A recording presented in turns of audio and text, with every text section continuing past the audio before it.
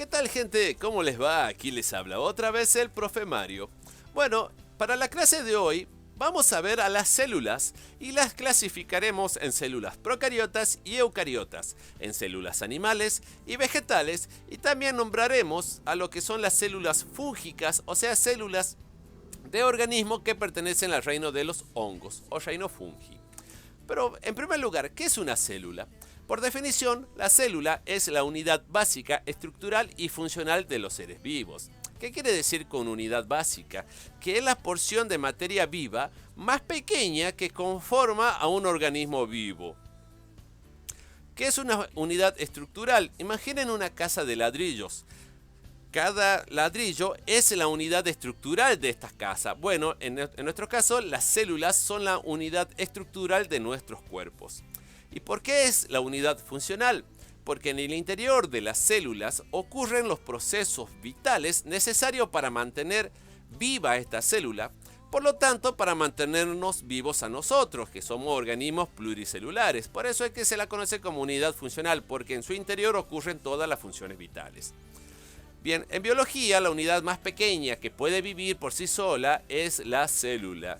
Y una célula está conformada por tres partes. Desde adentro hacia afuera podemos encontrar un núcleo, luego un citoplasma y envolviendo a este citoplasma una membrana plasmática. ¿Qué es una célula procariota?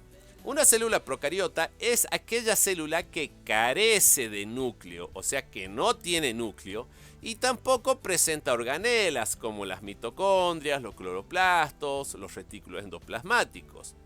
La palabra procariota significa antes del núcleo, o sea, son células primitivas que se formaron primero, mientras que las células más modernas que se formaron después ya presentan núcleo.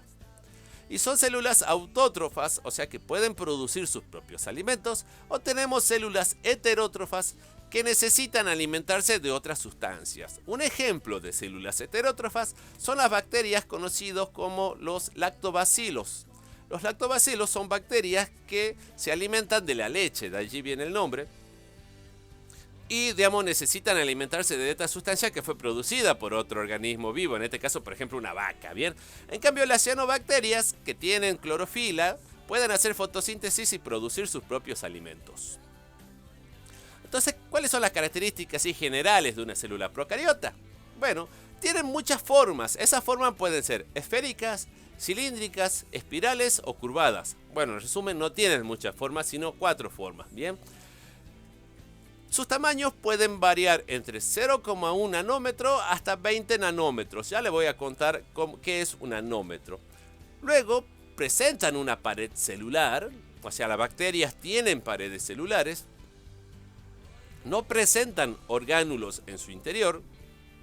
Y presentan, en algunos casos, una cápsula que sería una especie de tercer cubierta. Para hacerla sencillo, imaginemos que esto es una bacteria. Vamos a encontrar la membrana plasmática, por encima la pared celular y en algunos casos una cápsula. Acá podemos ver algunas de las formas que tienen las bacterias. Por ejemplo, en forma de bastón, que serían los bacilos. En forma de pelotitas, que se la conocen como cocos. O luego en forma de espiral, que se la conocen como espiroquetas a estas bacterias. Ahora les cuento qué es un nanómetro. Imaginen que a 1 metro lo vamos a dividir en 1000 millones de partes. Así como le dije, 1000 millones de partes. Y cada una de esas partes es un nanómetro. O sea que podríamos decir que un nanómetro es la 1000 millonésima parte de 1 metro. Algo extremadamente pequeño. Acá podemos ver algunas imágenes reales de bacterias. Acá podemos ver cómo estos cocos se disponen en forma de hileras, mientras que estos cocos se disponen de manera irregular, dando lugar a una clasificación que se lo conoce como estreptococos, entre otras cuestiones, para no entrar en detalle. También podemos ver que algunas bacterias tienen forma de bastoncitos, como la Escherichia coli, que es la bacteria más abundante en nuestros intestinos, y luego otras bacterias que también son como bacilos, pero podemos ver el detalle de este pelito. ¿Qué son estos pelitos? Son los flagelos de las células procariotas. O sea que las células procariotas tienen flagelos, al igual que un espermatozoide. Son algo diferentes, pero también son flagelos. Bien. Luego veremos este cuadrito. Ahora vamos a ver las células eucariotas. Una célula eucariota es una célula más moderna que una célula procariota que es primitiva. En esta célula vamos a encontrar a las células animales y las vegetales.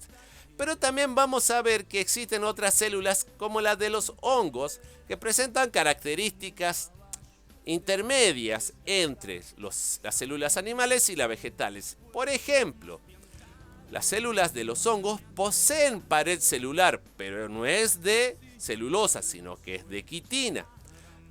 Y otra característica de las células fúngicas, o sea, de los hongos, es que no pueden realizar fotosíntesis como una célula vegetal, sino que en este caso se parecen más a las células animales, o sea que tienen características de células animales y características de células vegetales. Pero no son ni una ni la otra, sino que pertenecen a otro reino, pero sí podemos decir que son células eucariotas como las células animales y vegetales.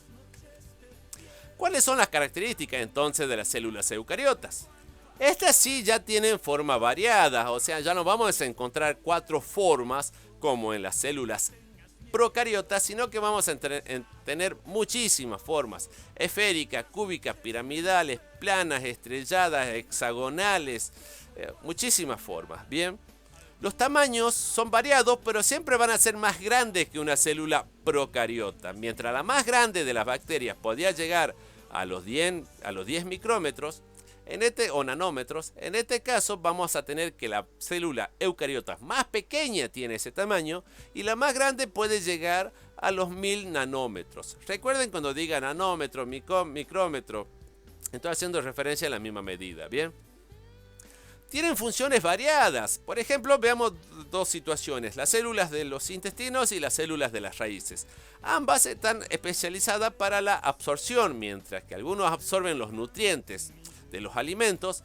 En el caso de las raíces se absorben los nutrientes del agua y del suelo. Luego, otra característica de las células eucariotas es que presentan organelas, o sea que ya vamos a encontrar cloroplasto, aparato de Golgi, mitocondrias, entre otras estructuras. Entonces, en resumen, diferencia entre célula procariota y eucariota lo tenemos en este cuadro. Las células procariotas no tienen núcleo, las eucariotas sí. Ambas tienen ADN, ¿bien? Las células procariotas son más pequeñas que las células eucariotas. Por otro lado, las formas de la procariota son muy reducidas: esférica, en forma de bastoncito, en forma de coma, o sea, la coma que utilizamos para poner, o sea, la tilde en ortografía. Mientras que la célula eucariota tiene muchísimas formas. El ADN se encuentra rodeado por un núcleo en las células eucariotas, y en las procariotas se encuentran en una zona específica, pero no hay un núcleo determinado. O sea, el ADN siempre va a estar en el mismo lugar, pero no hay ningún núcleo envolviendo a ese ADN. Ahora veamos las células animales y vegetales. Podrán ver que prácticamente tienen las mismas estructuras. Vamos a ver cuáles son las estructuras que no tienen en común. En primer lugar, podemos ver que las células animales tienen centriolos y vacuolas, mientras que la célula vegetal tiene cloroplasto y pared celular como exclusivos. O sea, la célula animal no tiene cloroplasto ni pared celular, y la célula vegetal no tiene estas vacuolitas, sino que tiene normalmente una vacuola grandota, y no tienen centriolos, que están relacionados a los procesos de división celular. Y ahora vamos a ver algunas estructuras internas u organelas de las células animales y vegetales. En el caso de los hongos, recuerden que también van a tener las mismas estructuras, tan solo que la pared celular va a ser de quitina y no de celulosa. Entonces veamos, ¿qué son los cloroplastos? Los cloroplastos en realidad son células también. Existe una teoría que se conoce como la teoría endosimbiótica, en donde se sostiene de que una célula primitiva en algún momento se comió, o sea, envolvió a otra célula más pequeña, y como vio que esta célula le resultaba útil, la conservó. Ahora, ¿por qué esta célula le resultó útil a esa célula primitiva que se la comió en algún momento, a esta célula conocida como cloroplasto? Porque esta celulita o este cloroplasto tiene la capacidad de realizar la fotosíntesis. Verán, estas moneditas apiladas en realidad se denominan tilacoides y en el interior está la clorofila, que es la sustancia que permite realizar la fotosíntesis. A su vez podemos decir que es una célula, ya que presenta dos membranas plasmáticas, una externa y una interna, y también presenta ADN, las características de una célula procariota. O sea, bueno, no tiene dos membranas plasmáticas la célula procariota, pero sí tiene ADN que es procariota. Bien. Ahora veamos que la mitocondria es muy parecida. Tiene dos membranas también, una externa y una interna.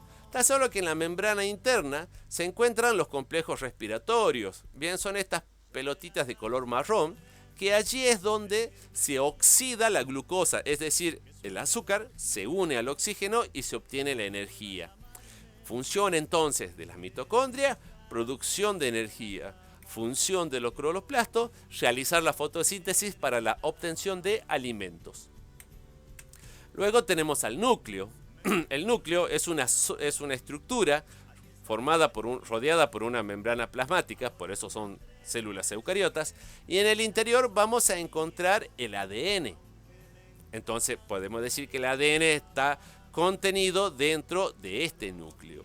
Bien, allí se controlan todas las funciones vitales de las células.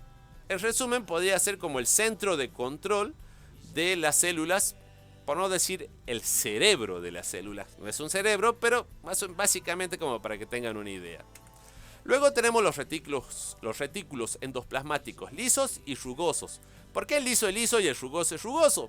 El rugoso adquiere este nombre porque posee estos puntitos que no son nada más ni nada menos que ribosomas que tienen la capacidad de producir proteínas. En resumen, el retículo endoplasmático rugoso entonces produce proteínas y por descarte, el retículo endoplasmático liso no produce proteínas, pero produce otras sustancias relacionadas a los lípidos y a las hormonas.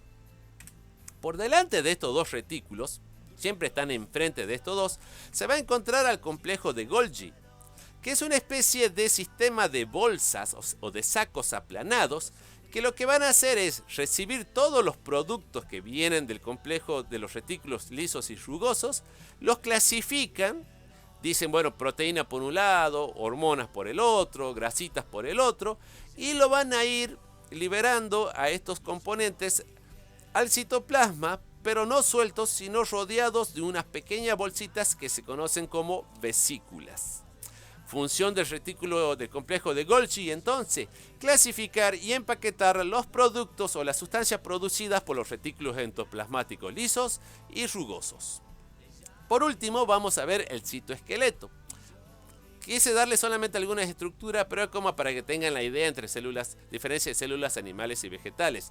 Las células animales presentan un citoesqueleto conformado por microtúbulos, que son estos pequeños tubos hechos de una proteína llamada tubulina, que le da o le confiere a la célula una estructura. Si bien no es rígida la estructura, pero básicamente las células mantienen una forma. Por ejemplo, a ver, los glóbulos rojos siempre tienen todos la misma forma, como si fuesen unos botones aplastados, bien, que se debe precisamente a estos microtúbulos, que a la derecha se puede ver en una imagen coloreada, pero real, de cómo se ven los microtúbulos en las células animales.